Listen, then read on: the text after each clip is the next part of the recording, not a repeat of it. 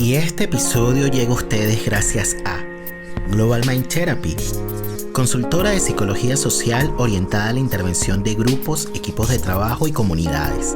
Encuéntralos en las redes sociales como GMT Consultores. Global Mind Therapy, podemos ayudar. La clínica contemporánea ha puesto de relieve el impacto de los traumas colectivos y las grandes heridas de la historia, así como de los traumas familiares de generaciones anteriores. Pero la temporalidad de las relaciones humanas y sociales está profundamente trastornada hoy. La aceleración del tiempo social y familiar, el uso de las nuevas tecnologías de la comunicación, están recomponiendo radicalmente los modos de sociabilidad.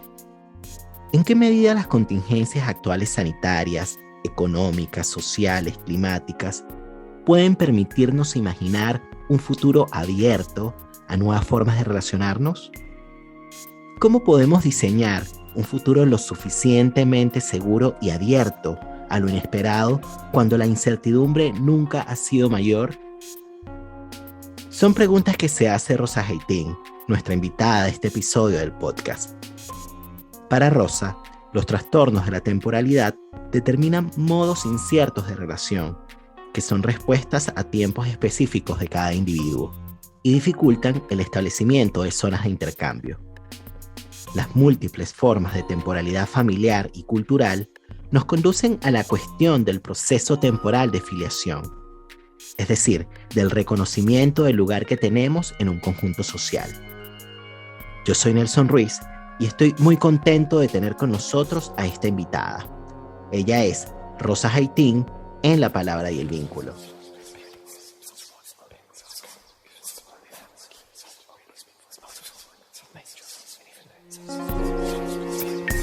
La palabra para traer recuerdos y volver donde fuimos felices. La palabra para nombrar el sufrimiento y no enfermarnos. La palabra para encontrar socorro en momentos de angustia. La palabra para compartir las emociones y saber que no estamos solos. La palabra para denunciar el abuso y transformar amargas realidades. La palabra para reconocer el error y hacernos cargo de lo que decimos. La palabra para reconocernos como similares en las diferencias. La palabra para nombrar el amor y hacerlo efectivo en el vínculo.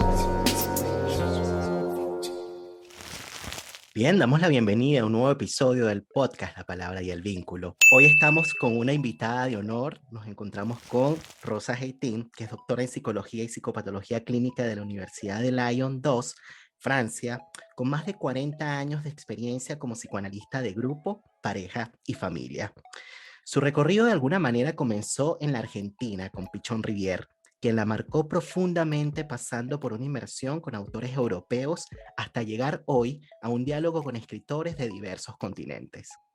Ha sido presidenta de la Asociación Internacional de Psicoanálisis de Pareja y Familia, profesora en la Universidad de Buenos Aires y de la Universidad de París Descartes. Es directora científica de Absilien, una institución que ofrece programas de formación en psicoanálisis de los vínculos dirigidos a profesionales de la salud y médicos sociales que trabajan en el sector público o privado, interesados en comprender los procesos de grupos, parejas, familias y en la educación. Yo la conozco o la conocí más bien en el año 2013 y fue a propósito de una jornada de extensión que organizamos en la Universidad de Chile sobre psicoanálisis vincular, ¿no? En aquel momento, a propósito, bueno, de la relación que ella establecía con Horacio, fue convocada, Horacio Foladori, fue nuestra primera actividad que organizamos desde el grupo en aquel momento, y bueno, y estábamos encantados. Ellos, bueno, primero nos supervisó un caso de familia y luego dictó una pequeña conferencia. A propósito de ese encuentro se estableció luego una relación y ella muy gentilmente aceptó la invitación a participar del libro Pensar en Grupo, el trabajo de cooperar que compilé junto con Horacio en el año 2017. Y bueno, ella escribió el prólogo. Te agradezco enormemente que hayas participado en aquella publicación y te agradezco también que estés hoy en nuestro podcast La Palabra y el Vínculo. ¿Cómo estás, Rosa? Bien, estoy bastante bien dentro de la situación actual, de la pandemia y de la sindemia más exactamente, que aqueja al mundo. Personalmente estoy bien, trabajo muchísimo. Me alegró mucho saber que estés bien, porque este es un tiempo que ha sido de verdad muy difícil para la humanidad. Y bueno, entiendo que has estado trabajando muchísimo y a propósito, digamos, de tus líneas de trabajo, has ido pensando, digamos, las repercusiones, ¿no? Que tiene este tiempo que es tan particular en las parejas y familias, ¿no? Em, en el año 2020 publicaste un libro que se llama Aprender a escuchar la afiliación. ¿M? Este libro, por cierto, bueno, para quienes nos escuchan, tiene dos versiones, una versión en español, que la pueden encontrar bajo el sello del Lugar Editorial, y también tiene una versión en francés, ¿no? Este libro, la versión en español, fue prologado por Janine Puyet. ¿M?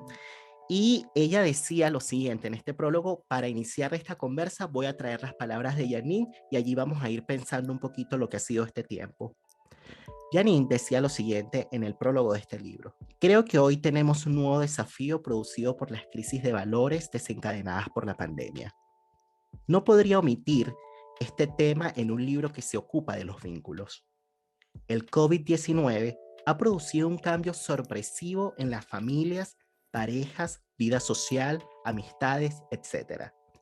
Si bien la organización de los vínculos familiares ya despertaban desafíos propios en este momento, ellos se han agrandado de forma exponencial. Y con estas palabras me gustaría partir la conversa, Rosa Haitín.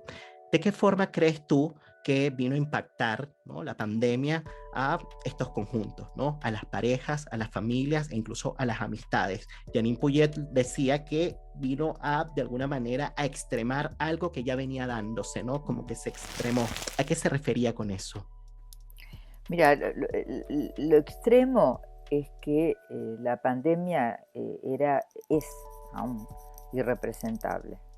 Digamos, como que nos sorprendió a todos porque es como que el humano había pensado con su omnipotencia que ya la medicina había resuelto los problemas básicos de la vida, ¿viste? Aparecían otros, algunos problemas luchando contra el cáncer, luchando contra estas enfermedades con las que todavía hay dificultades de curar, pero la pandemia era inimaginable, digamos, y entonces provoca como estamos viviendo un estado de deshidratación, de un traumatismo mundial, y bueno, y que tenemos que poder seguir pensándolo, eh, para poder, sobre todo para poder prevenir todo lo que es lo postraumático, ¿viste? Cuando la humanidad vamos a llegar a resolver este problema dentro de un tiempo, no se sabe cuándo, pero se va a llegar a resolver. El problema son los efectos, y los efectos eh, son, como decir, como la pandemia, son imprevisibles. Veremos, es cierto que todos los procesos que ya se estaban dando se van a incrementar, pero es cierto que la pandemia demuestra en realidad la cuestión de base de la palabra más justa, que sería la sindemia, porque en realidad te va mostrando todas las contradicciones políticos, sociales, económicas, etc. Y las poblaciones que están más afectadas no son las poblaciones que están con mejores recursos de salud, son las poblaciones que están más expuestas y que en condiciones, digamos, de vida difícil materialmente, Mm. digamos, o sea que ya viven en condiciones sanitarias limitadas, y bueno, y estas son acá tenés los sectores sociales que están más afectados y que van a tener los mayores números de muertos.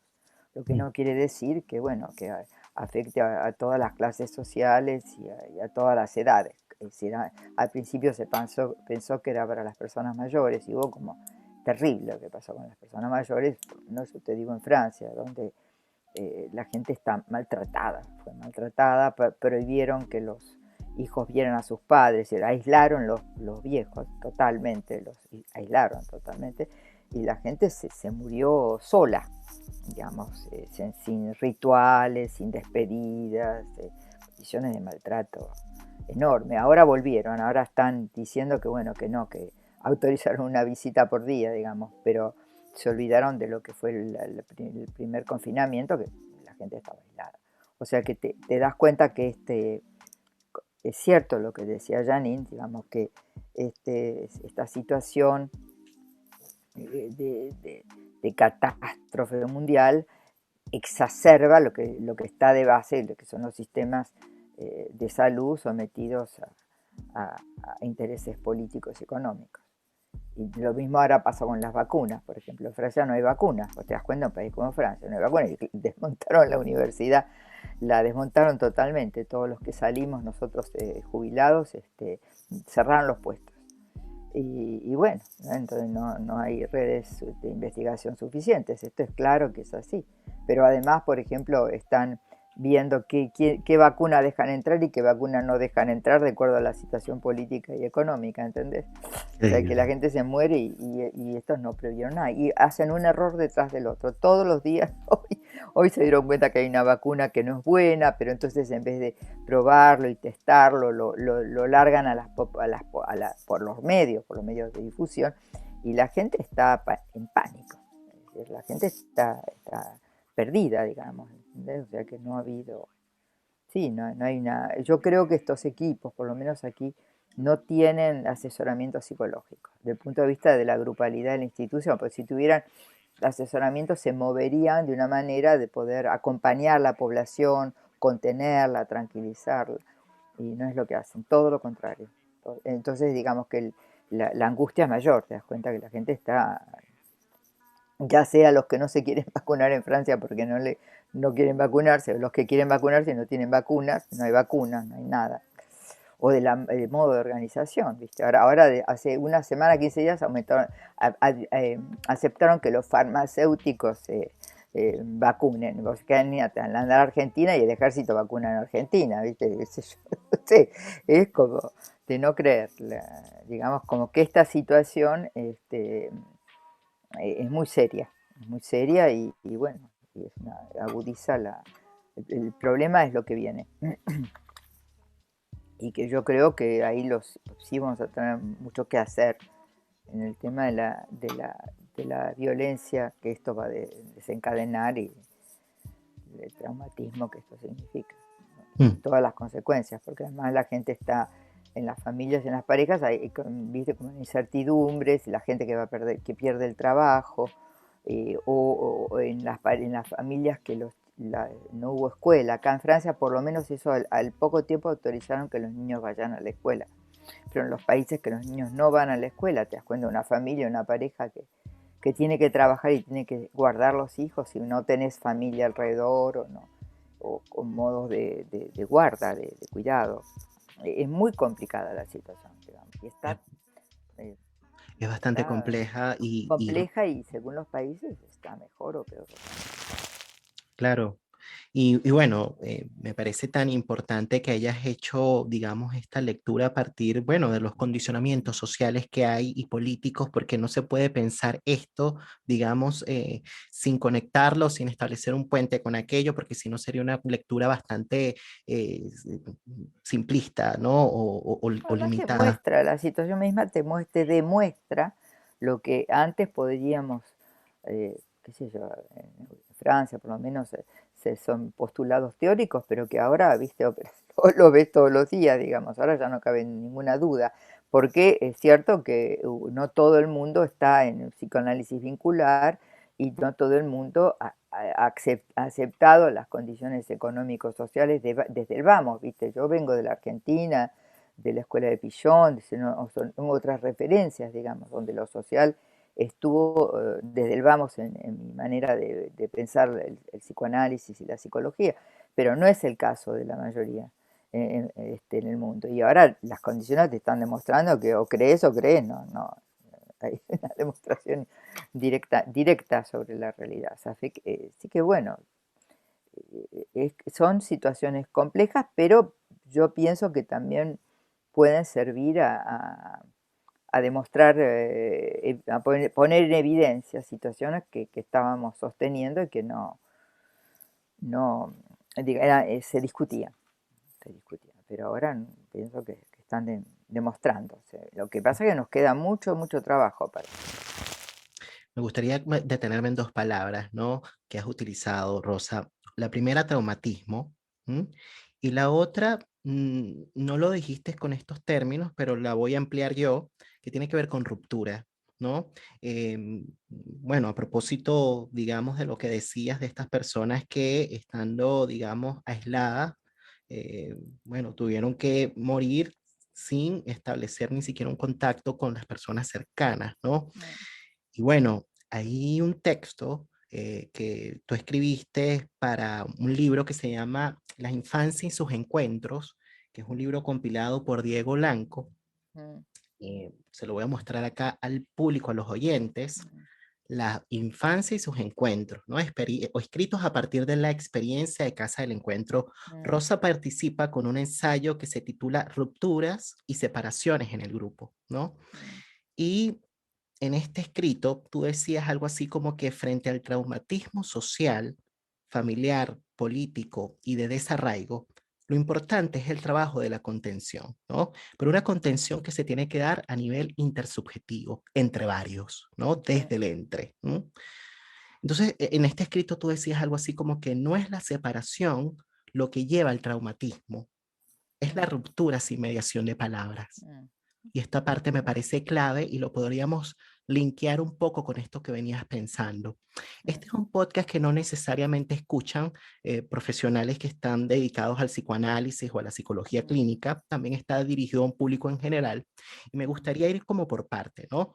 Como para que los que nos escuchan entiendan un poco a qué nos referimos cuando hablamos de traumatismo, ¿no? Y los efectos que eso puede traer mm, en una familia. Y luego pasamos al otro punto que tiene que ver con rupturas. mm. Sí, vos sabés que los traumatismos son hechos que son fuertes, son como experiencias desbordantes, que provocan como una ruptura en la psique. Es como cuando tenés un accidente físico y se te rompe un miembro, es una fractura. El traumatismo provoca una fractura interna, es decir, porque la psique no tiene tiempo para poder elaborar lo que le sucede porque la violencia es mayor, entonces impacta, digamos, la psique y deja como trazas, sí, trazas, ¿viste? Como son las trazas de- de primitivas que vos ves en la prehistoria, digamos, o sea, esas cosas, esas marquitas que después hay que trabajarlas para poder descifrarlas, porque el problema es que si uno no realiza eh, pronto, digamos, enseguida que esto se produce, no crea espacios para poder trabajar estas trazas, de manera de poder significarlas, simbolizarlas, poder contar lo que la gente vive, que son las emociones que aparecen, esto deja como huellas. Y las huellas después tenés que trabajarlas a lo largo de las generaciones.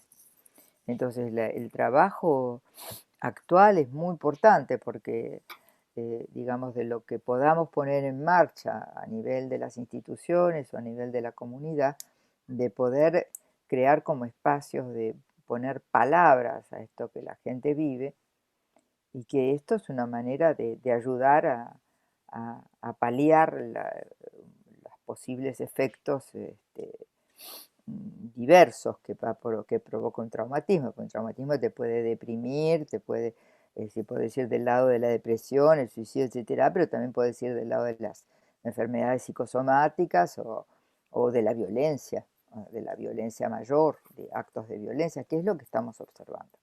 Por ejemplo, yo te puedo decir que en Francia, cada semana, y hace varios meses, hay grupos de jóvenes que se matan entre ellos, hay siempre un muerto. Acá, alrededor de Lyon, la semana pasada. Es decir, peleas entre jóvenes, que, bueno, peleas entre jóvenes, ¿sabes? No, son parte de la vida de los jóvenes, pero llegar a matar a alguien no era lo habitual. Y todas las semanas hay un muerto, un joven muerto.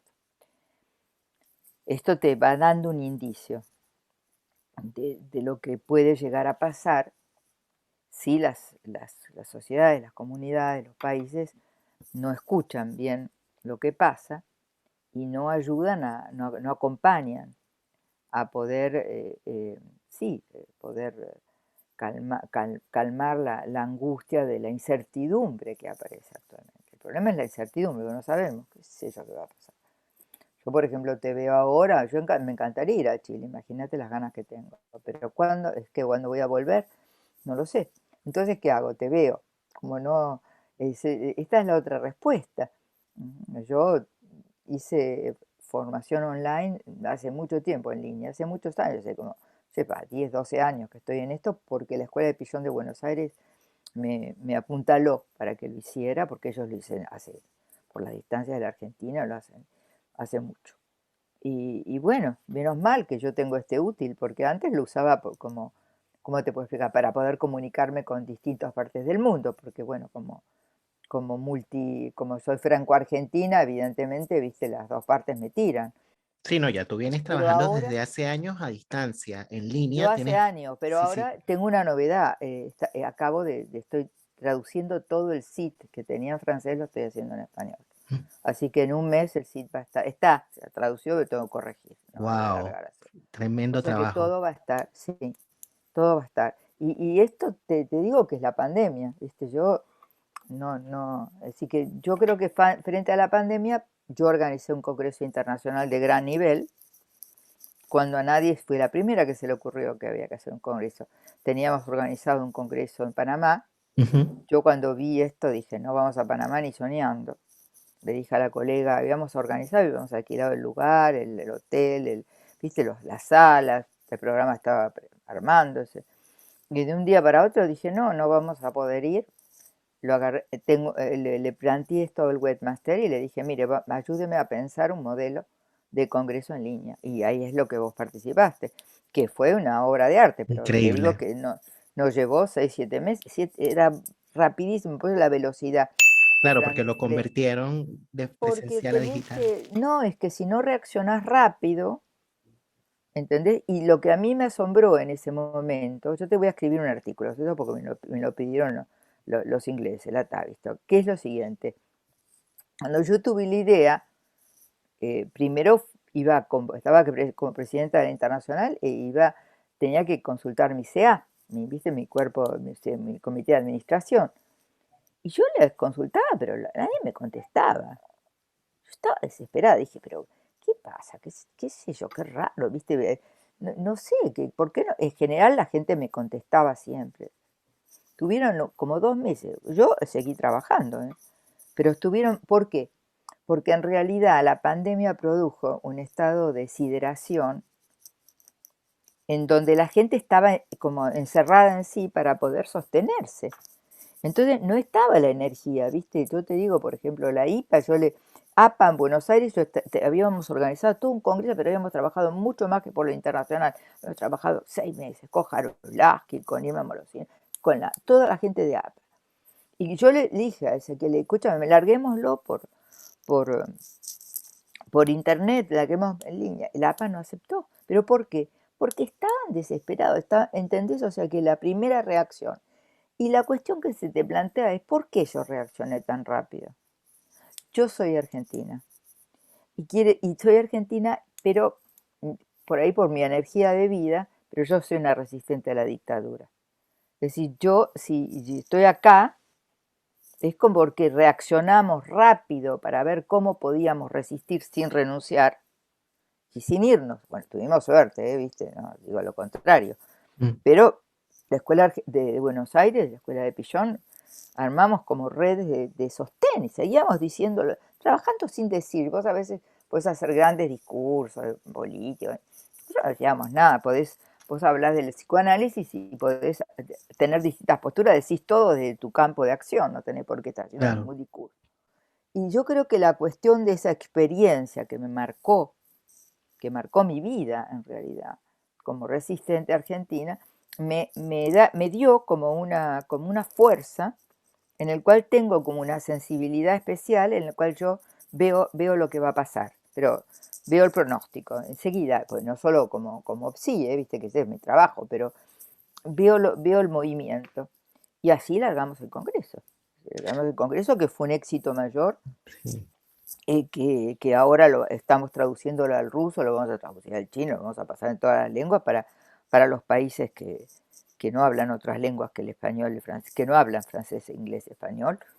Este, pero eso te da, y yo creo que ahí hay como modelos de vida y de resistencia, donde tenés Janine, Mm, porque con Janine, yo te cuento que con Janine tuve realmente el privilegio que hiciera ese prólogo al final, sí, estaba al final, y el otro privilegio es que unas colegas de España me llamaron, porque ellas estaban organizando un curso en Moscú de formación en terapia vincular, y estábamos Janine, estas dos colegas y yo, éramos cuatro.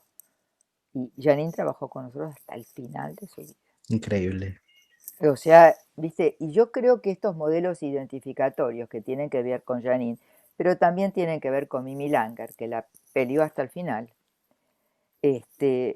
son modelos de identificación muy fuerte, quizá que me hayan formado desde el vamos, porque son dos figuras que marcaron mi trayectoria, y que te dan, son como modelos de energía, para poder resistir y seguir y plantear alternativas en situaciones que son muy complejas y muy difíciles, pero que la medida que uno está vivo, tenés soluciones y buscas las soluciones posibles. Buscas modos, claro. Mira, Buscas modos alternativos claro, Rosa, de verdad me has conmovido muchísimo con esto que has compartido y te agradezco muchísimo bueno, que lo hayas traído porque me parece que estás hablando desde la implicación, estás trayendo algo muy personal y muy político, muy potente. Em, y bueno, llegaste a esto a propósito de la pregunta que te hacía por el traumatismo y luego íbamos a hablar de ruptura. Pero bueno, la gente que nos está escuchando diría, bueno, ¿qué tiene que ver aquello con esto otro que te preguntaba? Y me parece que tiene que ver mucho, ¿no? Porque de alguna manera es hacer una especie de punto y aparte en las maneras de responder a la vida, quizás Claro. en la manera de reaccionar, pero a propósito de esto que tú decías, ¿no? De, de los soportes identitarios que hay, pero también de la historia, ¿no? Que uno trae. Mm, Yo creo que bueno, eh, me siento identificado muchísimo con esto que dices porque, bueno, claramente tenemos recorridos completamente distintos, sin duda, pero bueno, en algún punto me identifico con esta figura, digamos, del extranjero, del migrante, del que mm, resiste, ¿no? Y bueno, yo me vine a este país en un momento en el que Venezuela todavía no estaba tan complicada como está claro, hoy. Yo me vine por claro, razones de estudio, no me claro. vine y quizás por las razones por las que tú te fuiste a Francia, No, ¿no? yo me fui por las mismas razones. Sí, yo me fui, ¿sabes por qué vine a Francia? Porque yo vine a terminar mi doctorado con René Caes. Yo era profesora en la Universidad de Buenos Aires, tenía Ujú. mi cargo, mi concurso, tenía mi vida, una situación económica tranquila, tranquila, como todos, pero Sí, vivía bien, trabajaba. Y yo, en la Argentina no existía el doctorado en psicología. Y entonces yo como profesor tenía que hacerlo.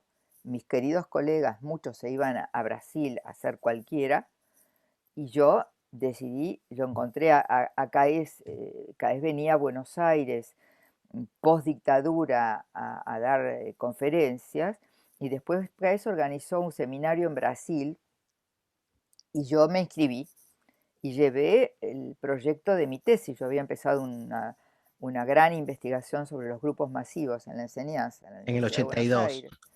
Sí, no, pero mucho, mucho antes. 82 publiqué, claro, sí, sí, pero era el tiempo, no, escúchame, sí, después de la dictadura, 82, yo me presenté al concurso en Buenos Aires, tomé mi cargo, yo tenía una cátedra de psicología de educación, nadie quería porque era educacional, no era el psicoanálisis puro.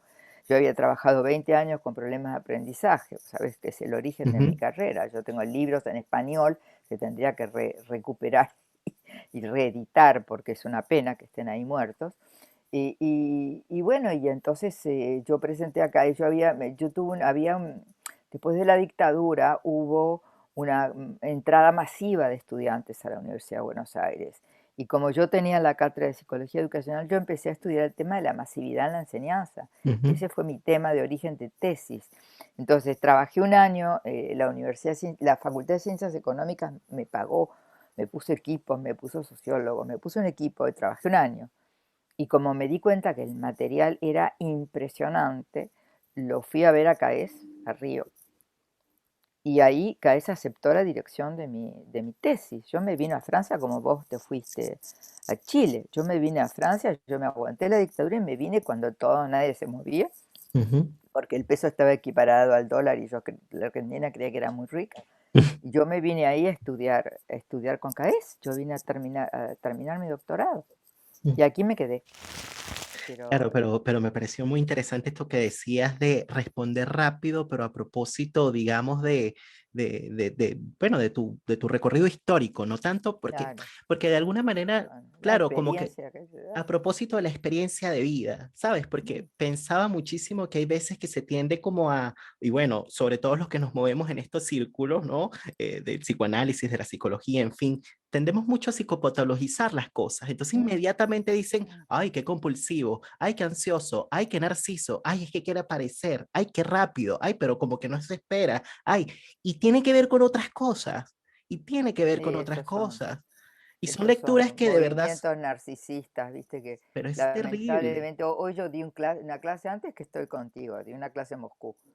Y el tema tenía que ver con me pidieron la violencia, pero yo no di la violencia, di la violencia de vida, di Olanier, di Bergeret, viste, todo lo que era porque pensé mucho, ¿qué les voy a dar la violencia con este masazo que hay actual? Si voy a hablar, mejor hablo de la violencia de vida, es decir, todo por la vida, hay todo un movimiento de violencia de vida y Olanier es la que lo plantea de una manera magistral, viste, la violencia de la simbolización, pero la verdad que sí, que hay que ver qué recursos tiene cada sujeto para poder seguir e inventar caminos que todavía tampoco conocemos, ¿viste? Ahí está Janine. Janine decía, ¿viste? Janine era una inventora de caminos. Janine era- yo digo qué suerte, ¿no? Haberla tenido tan cerca como tuve en sus años a Pillón. Ahora justo, mira, estoy volviendo a vivir porque esta semana tuve que buscar fotos. Por la familia y encontré, claro, yo tengo en esta habitación, tengo fotos de Mimi, tengo fotos de Pillón, tengo fotos de Janine, tengo libros, descubrí hace poco dando una clase, me acordé, que tengo un libro de Pillón que lo regaló antes de morir, que es un libro él hizo el prólogo, era un prólogo, un libro de Fontana sobre el tiempo, ves que el tiempo es algo que a mí me interesa desde hace mucho porque fue una de las variables con la que trabajé en mi tesis de doctorado. Y yo me lo regaló y me olvidé que lo tenía y en realidad te lo puedo mostrar, es un patchwork. Él al final de su vida le gustaba hacer con papel, ¿cómo se llama? Collage. ¿Viste? Collage. Cuando haces collage. Hacía collage, hacía obras de collage. Y me regaló el libro con una obra de collage que hizo con una dedicatoria. Y me acordé hace 15 días. O sea que, viste que acá está este cuarto que es mi escritorio, no es mi consultorio, tiene obras, tengo una biblioteca muy importante, muy grande, pero con obras de célebres, como yo digo, de regalados. Y es una suerte, ¿viste? Yo espero que todo esto yo los pueda transmitir a ustedes para que lo reutilicen. Porque es una suerte cuando en la vida tenés encuentros, digamos, que te marcan, ¿no? Como a mí acá es en Francia, ¿viste? Con el que yo trabajo con él hace 30 años, imagínate. Mm. 30 años de CAES es mucho. Y tengo un vínculo de amistad, realmente no, algo que alguien que yo estimo particularmente, ¿viste? Lo sientes mucho. Justo ahora que voy a organizar la próxima jornada científica de Epsilon, va a ser en honor a Janine y justo acabo de invitarlo. Me dijo, por supuesto que voy a ir, o sea que viste, es una suerte. Y Janine también, Janine ha sido una suerte encontrarla, es un personaje único. Janine. único, te digo. No, sin duda. Bueno, para quienes nos escuchan, Janine Puyet, también tuve la suerte de tenerla en este Sí, espacio, sí. para que aquellos que nos están oyendo en este episodio pueden ir a la primera temporada, me parece que es el episodio número 5 en donde estuvo Janine. ¿Y quién estuvo en los primeros episodios? Bueno, Contame. hay varias personas, pero bueno, varios de Argentina, varios de Chile, pero bueno, tendría que darte nombres que no sé, Juan Carlos Bolnovich, Irene Meller, Débora Tajer, Juan Flores, Jaime Coloma, que es el fundador de la Sociedad Chilena de Psicoanálisis, y bueno, como que es un grupo en realidad bastante heterogéneo porque hay de Sí, distintas generaciones, también estuvo Diego claro, Blanco, entonces, no, en realidad fue a de acuerdo. propósito de lo que decías, ¿no? De crear quizás algo en medio del caos que te traiga vida. Y yo pienso que Claro, este podcast me trajo vida, me trajo encuentro y bueno, buenísima idea. y bueno, y ha sido también como para mantenerme en contacto con la gente, pero también para aprender muchísimo. Y fíjate, bueno, para mí esta conversación que estoy teniendo contigo, para mí es un lujo, bueno, porque eres una mujer que ha trabajado muchísimo, de la que hemos aprendido bastante, pero me parece también muy bonito tener un acercamiento ya más, digamos, hacia la persona, ¿no?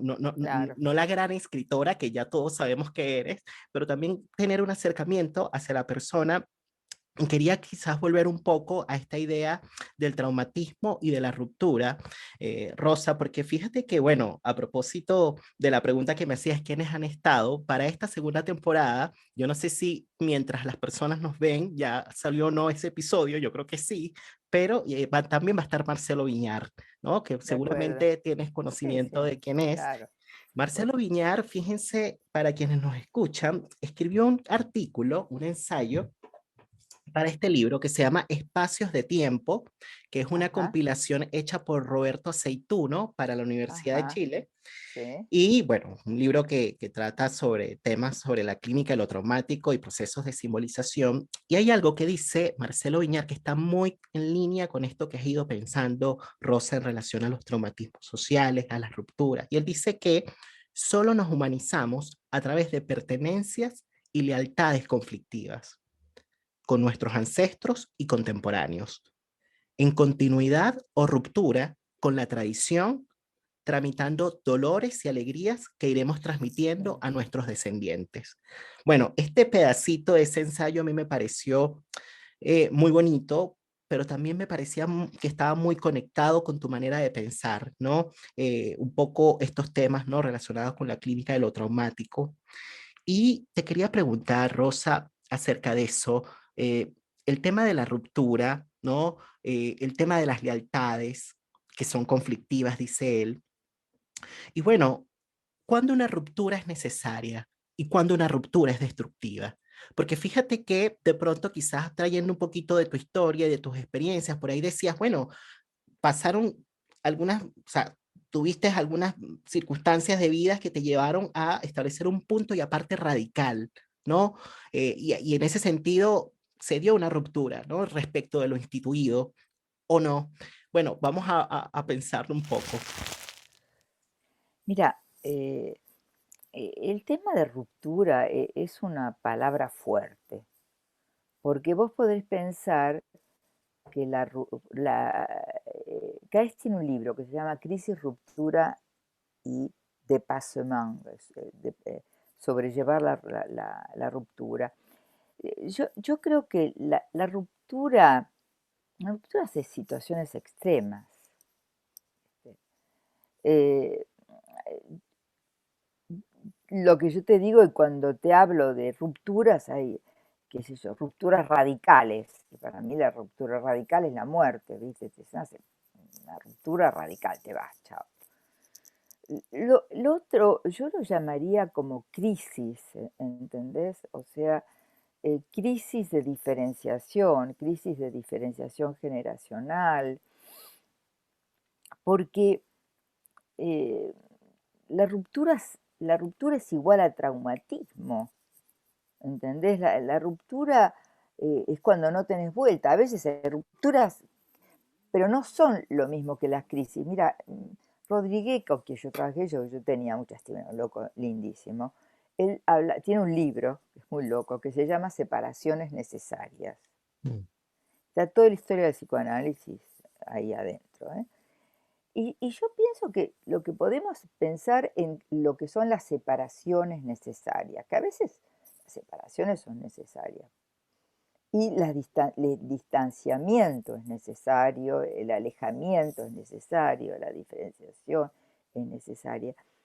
Pero el término ruptura, yo estoy menos de ese lado, de ujú, pensar, a veces hay rupturas impuestas del lado de lo traumático y no tenés opción, como la ruptura de con lo que yo te contaba, la ruptura que se le impone a una persona mayor que se queda sola y que no puede verse, ruptura de la familia. Este, yo pienso que hay crisis familiares, pero la ruptura significa una separación radical, yo pienso que las separaciones son necesarias, las diferenciaciones son necesarias, pero yo relativizaría el el término término. ruptura. Yo lo llamaría crisis, ruptura y cómo podés sobrepasar en realidad las rupturas, ¿no? Lo que no quiere decir que haya, como te decía, crisis entre las generaciones, separaciones en las generaciones. Por supuesto que esos son movimientos necesarios, digamos, ¿no? Pero la ruptura es un término fuerte, impuesto, Mm, no es una...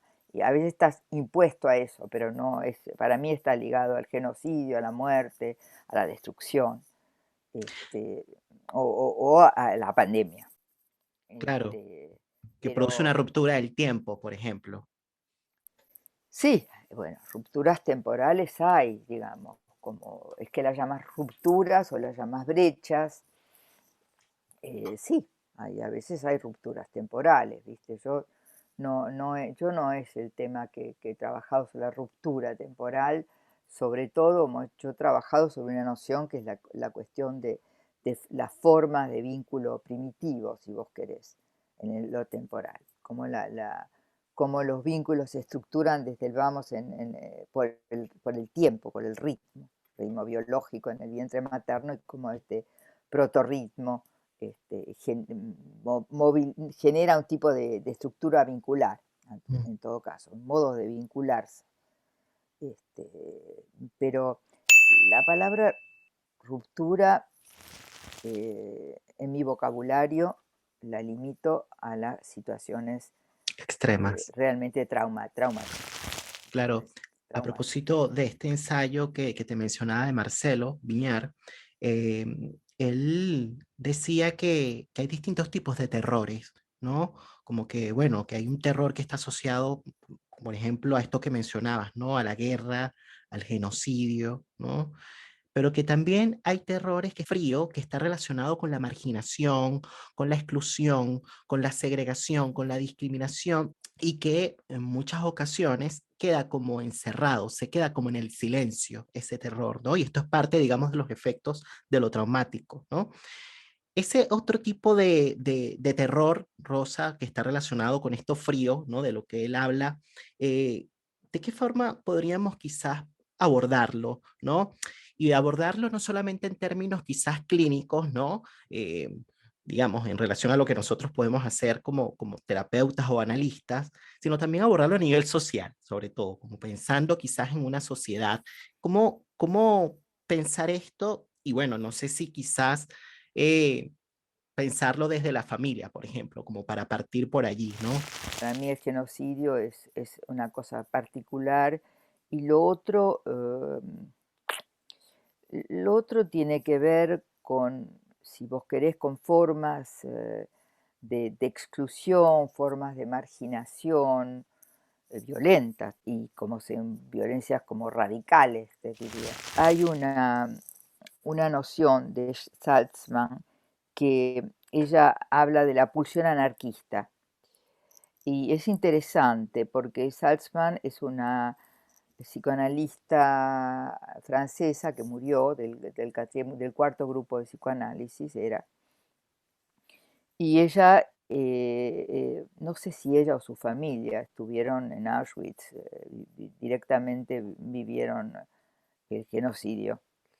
Y ella decía cómo hay gente que a pesar de haber vivido cosas terribles, está orientada por la pulsión anarquista es la pulsión de la que nosotros estamos hablando, que encuentra soluciones a todo, que encuentra la vida, que dentro de la muerte, del horror, va a encontrar las formas de vida, va a encontrar la forma de vida y de elaborar hacia la vida, porque toda esta gente que ha vivido este tipo de cosas, hay muchos suicidios, ¿viste? Esta es la culpa del sobreviviente también en todo esto. O sea que, digamos, cómo a pesar, la culpa del sobreviviente es algo que tenemos que hablar, porque fíjate que en, en esta pandemia, sindemia internacional, el que haya sobrevivientes y no sobrevivientes va a crear una situación o sea, y también particular, porque va a provocar un sentimiento de culpa, porque yo estoy vivo y el otro se murió, por Mm, ejemplo.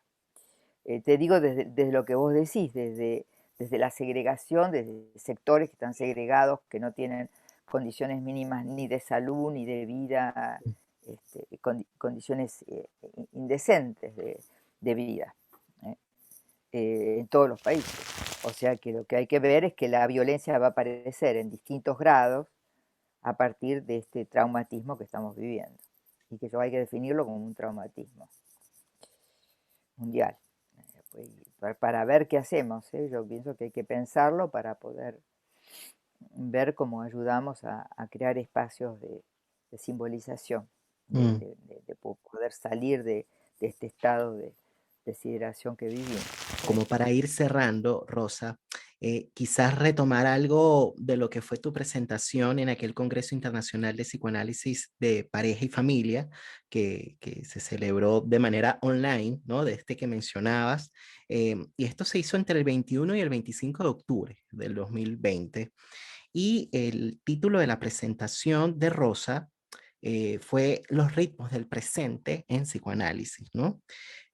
Ahí Rosa mencionaba que habían distintos tipos de presente, que había un presente relativo al pasado, donde los Sí. recuerdos emergen, un presente también relativo al presente, que es donde el aquí y el ahora con el otro permite crear nuevos ritmos aleatorios e imprevisibles, y un presente relativo al futuro, ¿no? Que está relacionado con la esperanza de que algo nuevo surja, ¿no? Desde el caos, o que quizás incluso alguien nuevo surja, porque también se ponían en el sujeto mismo.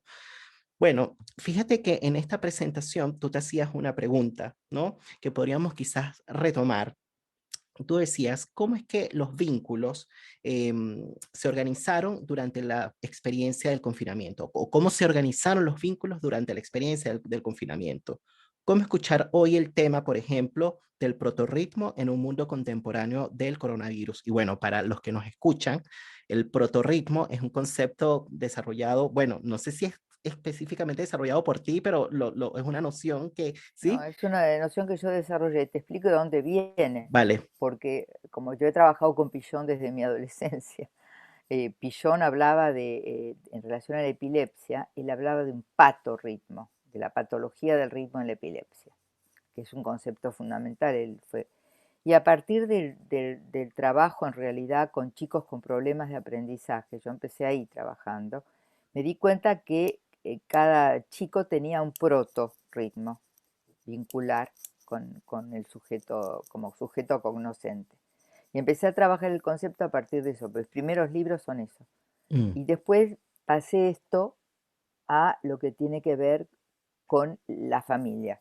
Y tengo muchos artículos sobre el protorritmo familiar, ujú. digamos, en temas donde vos lo podés estudiar como en la adopción, donde tiene que haber un acordaje rítmico o no, digamos, en situaciones por ejemplo, de parejas separadas que vuelven después a armar familias, etcétera, etcétera, etcétera. Y esta noción la desarrollé, entonces sí, yo lo que me pregunto, estas son formas como, ¿cómo te puedo decir? Muy primitivas, no representables, son formas, ¿eh? Son como que aparecen en los encuadres, son en lo sensorial, son formas Ujú, muy sutiles de ver los protorritmos, ¿no? Porque en realidad hay estudios que te muestran que a nivel intrauterino Freud trabajó sobre la percepción visual, pero hay otros autores como Mayelot que hablan de una percepción auditiva, primera, anterior a la percepción visual, porque cuando el bebé está con el feto en el vientre materno, hay algo del ritmo, y es cierto, ritmo cardíaco, ritmo respiratorio, y todo es ritmo, antes de que el chico pueda ver Mm. el ¿Y qué ritmo. sería el audiograma? Que por ahí también lo mencionas. Claro, entonces yo lo que planteaba es que cada familia, si vos estudias la ritmicidad, tiene como un audiograma, sería la forma del audio de esa familia, como un ritmo Mm, familiar, es una manera de... Cada familia tiene un audiograma, tiene formas primarias de conexión que son temporales, no están ni espacializadas, ¿entendés? Entonces mm. es como cuando vos haces un diagnóstico familiar, podés, es metafórico, no es que puedes hacer un diagrama concreto, porque el diagrama concreto es cuando haces un estudio auditivo, pero que podés visualizar la forma rítmica del vínculo. Ujú. Y que Y que es muy y que puede ser muy sintomático, ¿no? De cómo Claro, está que la lo ves, relación. claro, que uno yo lo empecé a estudiar en realidad cuando había arritmia o cuando había disritmia vincular, ¿viste? Tengo en el libro este sobre Ujú. escuchar la afiliación, verás que hay muchos casos de adopción o de parejas reconstituidas, de familias reconstituidas, y vos ahí ves todo el desfasaje. Y eso es sutil y no es difícil, Mm. porque tiene que ver también con, por ejemplo, con los protorritmos de cada uno de nosotros cuando vos te formás una pareja, un vínculo con el otro, y Pero que la puede haber arri acordaje o de desacordaje mm. en la cuestión de la ritmicita. Después tiene mucho que ver, viste, con muchas cosas, porque está el ritmo de la alimentación, está el ritmo de la alimentación es su ritmo, está la cuestión de la sexualidad, es decir, que el ritmo no es solamente sexual, tiene que ver con lo pregenital también, que aparece en todo. Por ejemplo, estudié años lo fraternal, viste que el otro libro que publiqué, que también me prologó Janine, es lo fraterno. Y en lo fraterno también ves que la fratría tienen ritmos, tienen protorritmos muy particulares. El vínculo fraternal tiene un protorritmo particular, masivo, vos sabés, viste, es un ritmo pasional, un ritmo Pero particular. la arritmia o disritmia tiene que ver, si pensamos un poquito en esta idea de las formas, como con una superposición de uno sobre el otro. ¿A qué te refieres cuando hablas de arritmia o disritmia? No, la disritmia, mira, lo podés ver bien. Yo empecé a trabajar esto, cuando los chicos escriben, por ejemplo, en la escritura, puede haber una disritmia. El chico tiene un tiempo eh, Mm, que está invertido, invierte sílabas cuando vos estudiás, por ejemplo, por cómo esto se produce, hay un nivel intrasubjetivo que hace que hay algo del ritmo de las palabras o el ritmo de las consonantes, que tiene que ver con lo intrapsíquico, pero también tiene que ver con lo intersubjetivo, porque por ejemplo, hay chiquitos que cuando están en grupo, la angustia hace que pierdan la ritmicidad del conjunto, ¿entendés? O sea, es como si desentonan con el conjunto. O sea que lo podés ver en distintos tipos de sintomatología, este problema. Yo empecé a trabajar, ¿por qué estuve sensible? Porque en realidad trabajé 20 años con patología de aprendizaje. Entonces ahí después lo podés ver en todos los planos del vínculo, en realidad. Y bueno, esto te lo estoy simplificando porque en realidad, te voy a explicar, hay otro punto donde lo descubrí y es que yo creé un método sobre el que trabajé 8 años, que es un método de análisis de dibujo grupal. mm, Es decir, para tomar el dibujo de grupo como una cadena asociativa gráfica, ujú. donde hay elementos formales y elementos rítmicos también. Y lo mismo pasa en el sueño. Y lo que descubrí, tomé, qué sé yo, trabajé, sí, muchos años en distintas unidades académicas y yo pedía a los estudiantes de Francia, Argentina, eran medicina, ciencias económicas y arquitectura, que hicieran dibujos. Y a partir de esos dibujos, de las representaciones de dibujos, pude llegar a ver los ritmos de los dibujos. Y hay, es decir, cuando algo se quiere espacializar, hay un ritmo que se repite. Es Mm, decir, que el tiempo en el dibujo es un tiempo de figuras que se repiten, como mm, en el sueño. El sueño, después llegué a estudiar mucho capítulo 7 del sueño y Freud lo describe, mm, este mecanismo. O sea que es muy interesante porque vos ves la temporalidad en una forma, sí, en su forma inicial de construcción vincular. mm. Es una manera, sí, inicial, hablar de forma primitiva, sí, forma primaria, digamos, de representación. ¿Ese modelo está en qué libro? ¿Ese modelo de Mira, análisis de la dibujo? verdad que lo tengo que publicar. Si vos me ayudás, Nelson. Feliz, Eh, feliz, porque suena muy interesante. Mira, en realidad ahora que hice una experiencia de taller en Rusia con las otras dos colegas, después de la muerte de Janine, Ujú, les propuse utilizar el dibujo grupal y les he enviado los artículos que yo tengo, que he publicado en Francia en las revistas de grupo, pero hace como, qué sé yo, el año, no sé, 1996, para decirte que es viejito.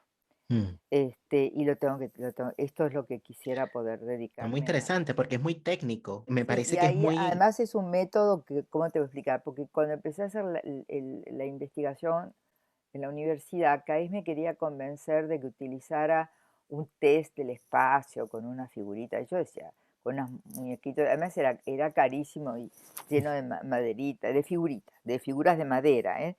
Y entonces yo en un momento le dije, mire, sí, pero yo la verdad que no lo siento, eso no voy a presentarle a los estudiantes de la universidad, esas cositas para jugar, me parecía totalmente infantilizarlos. Y entonces empecé a estudiar método, pero vos sabés que para que cada este apruebe el método me llevó 7 años. Claro, porque Rigamo está muy fundamentado el método, Claro. digamos, como que tuve que estudiar mucho, pero yo pienso que tiene mucha fuerza y que tiene mucha validez el trabajo y que bueno, que lo tengo que recuperar.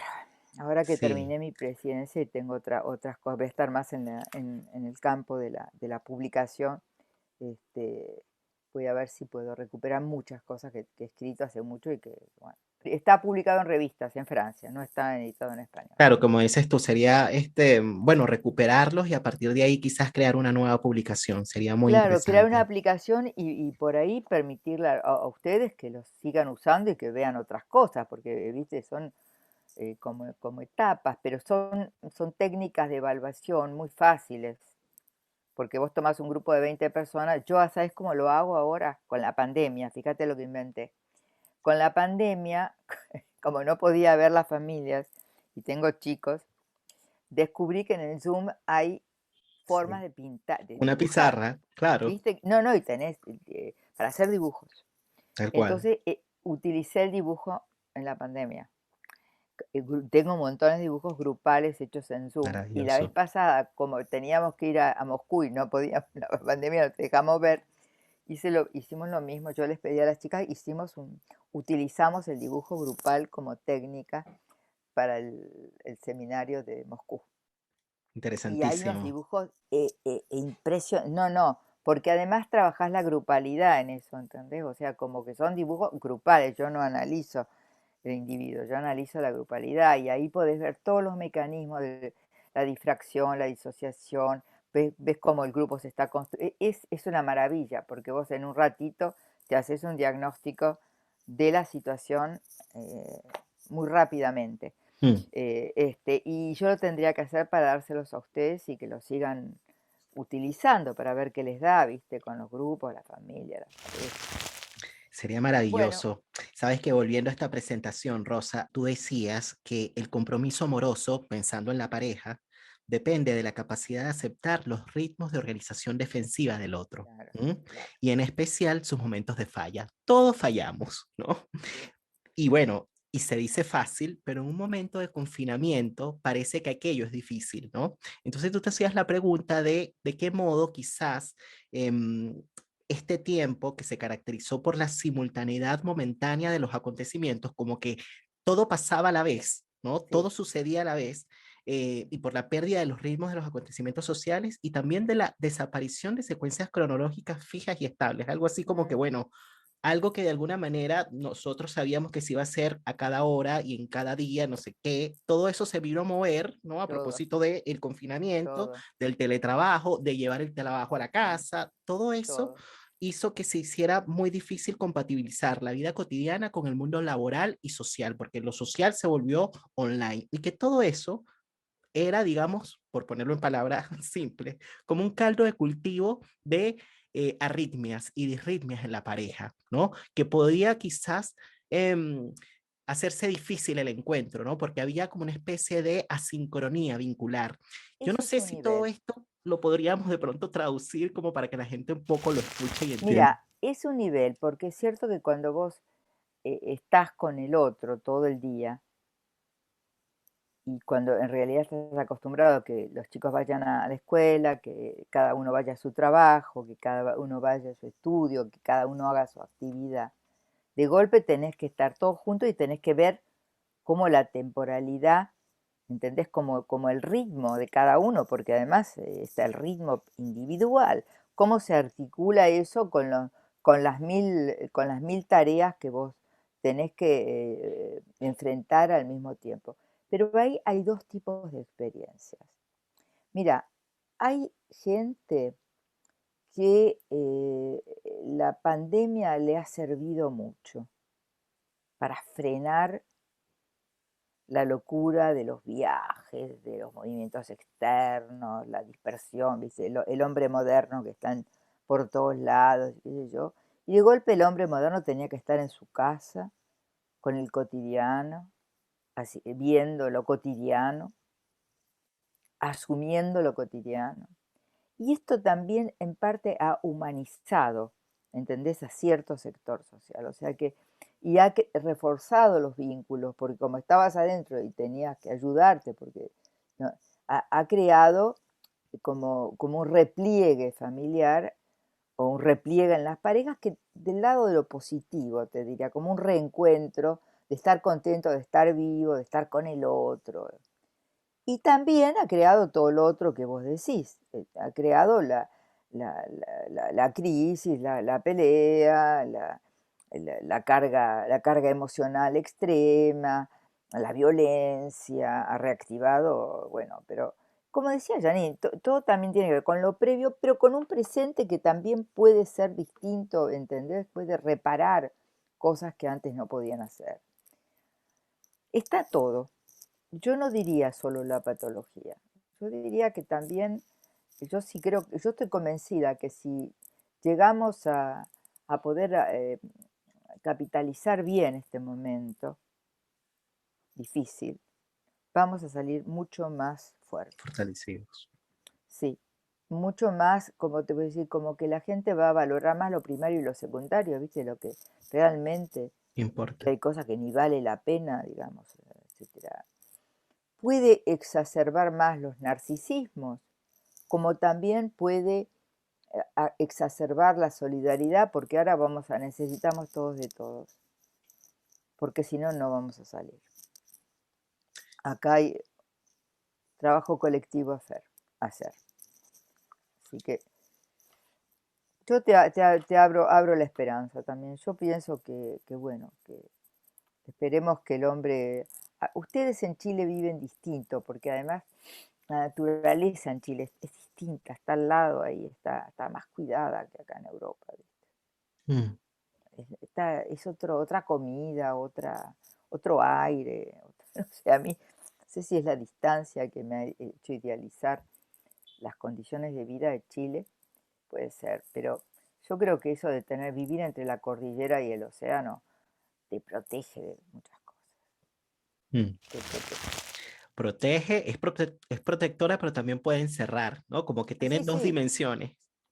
por supuesto. Pero fíjate que que no es, vos estás hablando conmigo, hay otra gente, Sí. yo no estoy con contacto con otros colegas de Chile, y yo no lo siento así, Mm. yo siento que, bueno, que ustedes buscan también y nosotros también, ¿eh? Yo busco el contacto con América Latina y no sé, yo no me siento, y además yo me he acostumbrado, como decía Janine, ¿a vos te molesta tanto estar por internet? Yo digo, no, la verdad que a mí no me molesta tanto, de verdad, no me molesta tanto. Los pacientes les molesta un poco porque yo, viste, no podés recibirlos como cuando vos los acogés, le abrís la puerta, los haces sentar, qué sé yo, viste, la cosa del aquello, de la acogida. Sí, es distinto, pero tampoco es tan dramático. Porque el vínculo se puede mantener, viste, ¿sí? No hay que dramatizar. Yo pienso que no es, es lo que no podemos hacer otra cosa, así que tenemos que disfrutar que nos podemos vincular así. Después, qué sé yo, en otro momento nos vincularemos distintos, ¿viste? Yo cuando abran las fronteras me van a tener de visita, voy a ir a Argentina, voy a Chile, voy a ir hacia el norte, que tengo parte de mi familia en Estados Unidos, voy a viajar, tengo Bueno, por ganas aquí. de ver mis amigos de Italia, hablaba, viste, con los italianos, con los españoles, yo hablaba con todos los que lo tengo alrededor, me estoy pensando, qué pena no pude ir a Moscú, ¿sí? Me hubiera gustado mucho estar a Moscú, que estar en un seminario en línea, pero qué voy a hacer, viste? Igual a los rusos les sirvió y a mí me divirtió porque era una experiencia nueva, interesante, ¿entendés? Con otra cultura, estaba interesadísima para ver viste, qué aprendía de eso. Por eso digo, yo creo que no hay que tampoco dramatizar la historia la dramática es la condición sanitaria, la dramática es la población que no tiene para comer, que si no la dramática va a ser la desocupación, eso sí, pero viste, La otra cesantía. cosa que hacen los psi que te dicen, no, porque la presencia, si uno no se... No, a mí también me encanta ver a la gente, pero bueno, estoy contenta de verte. Vos Y yo mandale saludos, también. mándale todos saludos, piensa. De esta manera nos despedimos a este nuevo episodio del podcast La Palabra y el Vínculo. Bueno, nos estamos viendo la próxima semana. Que esté muy bien. Muchas gracias, Rosa. Te mando un Que abrazo desde vaya Chile. lindo. Buen Cuídate. éxito en tu proyecto. Gracias. Chao. Estamos frente al surgimiento de una nueva era. El mundo nos propone cambiar la manera de pensarlo. Aparecen nuevas palabras, otras maneras de nombrar lo que sucede. ¿Quién está exento de pérdidas en el mundo contemporáneo del coronavirus? No es lo mismo hablar de cicatrización del alma que hablar de elaboración en la cultura, en la historia. No hay amor sin escucha. No hay política sin amor. Necesitamos testigos para convertir las pérdidas en narración. Necesitamos hacer hablar los silencios del presente. Necesitamos escuchar las palabras que quedaron en el fondo de los corazones. Necesitamos politizar el malestar. Algo nuevo emerge del caos.